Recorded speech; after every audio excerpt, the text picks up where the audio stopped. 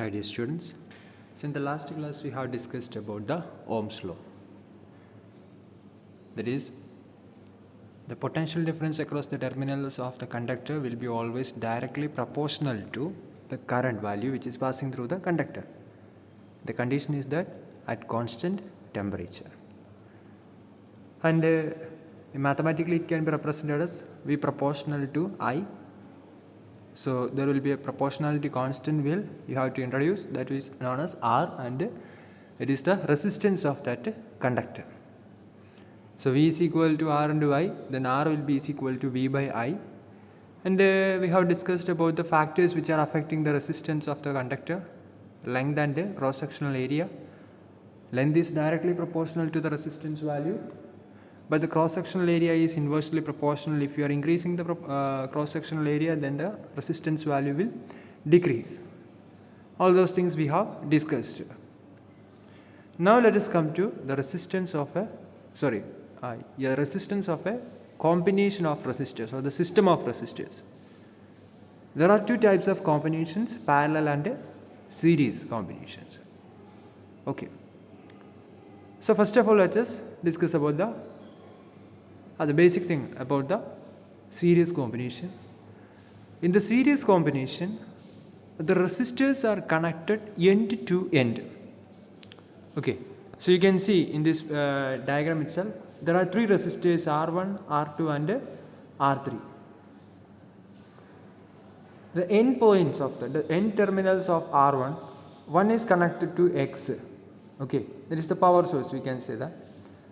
And another end is connected to the first end of the R2 here. You can see that. And the R2's remaining end is connected to R3, and R3 it is connected to the power source. The potential difference, or we are applying, let us take that one as V. So the potential difference across the all resistors R1, R2 and R3, from the terminal of the R1, okay, first terminal of the R1 to the last terminal of R3, if you are checking the potential drop across that points, or the potential difference, then you can see which will be is equal to the source voltage. Okay.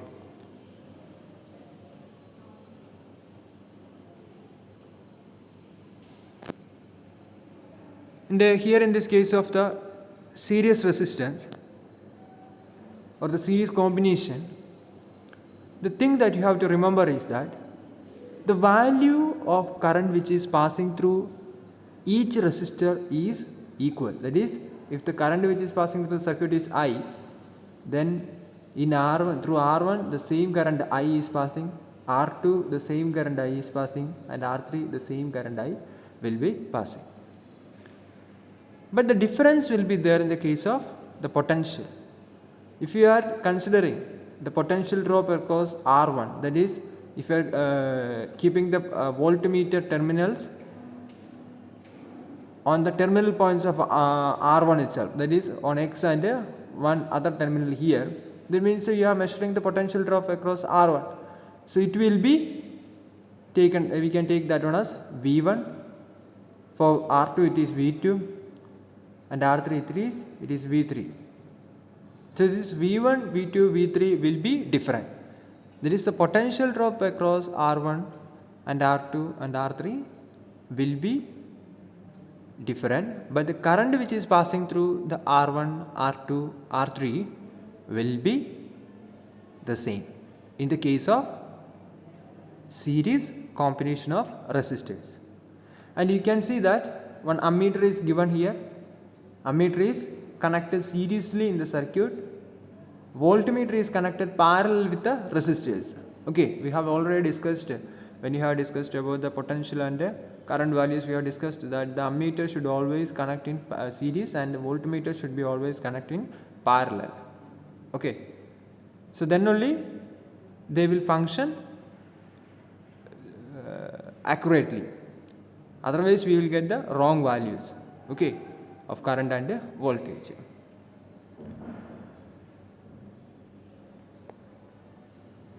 So the statement is important one, the amount of current passing through each resistor in series combination will be equal.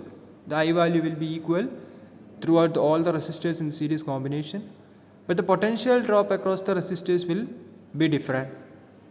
Now, if you are taking the sum of the potential drop across R1 as V1, V2 and V3, if you are taking the sum, that is V1 plus V2 plus V3, this will be equal to the total potential V. So V1 plus V2 plus V3 will be always equal to the applied potential or the total potential of the total potential across the resistors. Okay.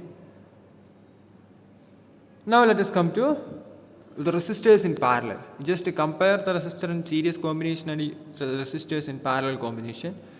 Here you can see, in the case of series combination, the terminals are connected end to end.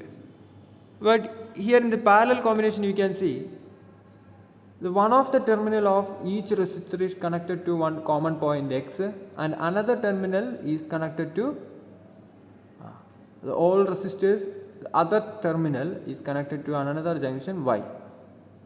Okay, the R1 is here, R2's one terminal is connected here, R3's one terminal is connected there, and the other terminal of these three resistors are connected at another junction Y, and the power source is connected to X and Y simultaneously. So this kind of connections, okay, are known as parallel connections. You can see that the R1, R2 and R3 are parallelly arranged. They are arranged parallelly, and they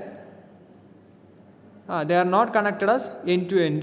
They are connected, one end is commonly taken and connected at one point at one junction, and another end of each resistor is connected at another junction. So in this case, the current value, okay, now the important point is coming.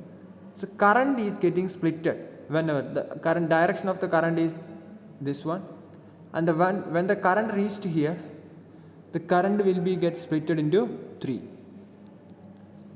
Okay, so here through this one I1 current will pass, this one I3 current will pass through this resistor. Okay, through this resistor R3 the current will be I3, and through the resistor R2 the current value will be I2. In the series connection or the series combination, the current value was constant or equal. The value of the amount of current which is passing through each resistors were equal, but here the current values are different. Through R1 the value of current is I1, through R2 the value of current, amount of current which is passing through R2 it is I2, and the amount of current which is passing through R3 it is I3. But the potential drop across R1, R2 and R3, the potential value will be equal only. The potential drop across R1 will be equal to V, that is the total potential, and R2 which will also be V, and R3 the value of the potential will be V only. Okay.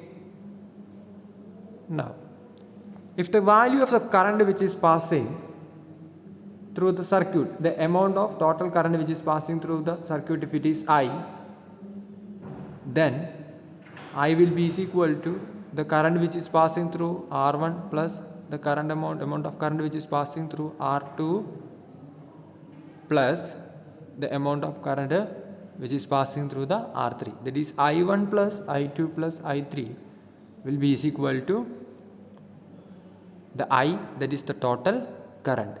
Where in the case of series resistance, we know that the potential drop across R1 plus R2 plus R3. Okay, that means the potential drop across R1 and potential drop across R2 plus potential drop across R3, that is V1 plus V2 plus V3 was equal to the total potential drop across the resistors, that is V. Here it is I is equal to I1 plus I2 plus I3. And where the potential value in the case of parallel connection it is constant throughout the resistors, that is V. But in the case of series combination, the amount of current which was passing through that resistors were constant, that is I. Okay, I think you are clear with this much thing. The equivalent resistance portion we will discuss in the coming lectures. Okay. Okay then, thank you. Just go through the textbook, and with the help of this PPT, you just take down the notes also. Okay. And I think we have discussed the index question answers in the last lecture. I believe that you have already written those portions in your notebook. If it is not, please write the index question answers and as well the previous notes that I have provided you as soon as possible in your notebook. Okay.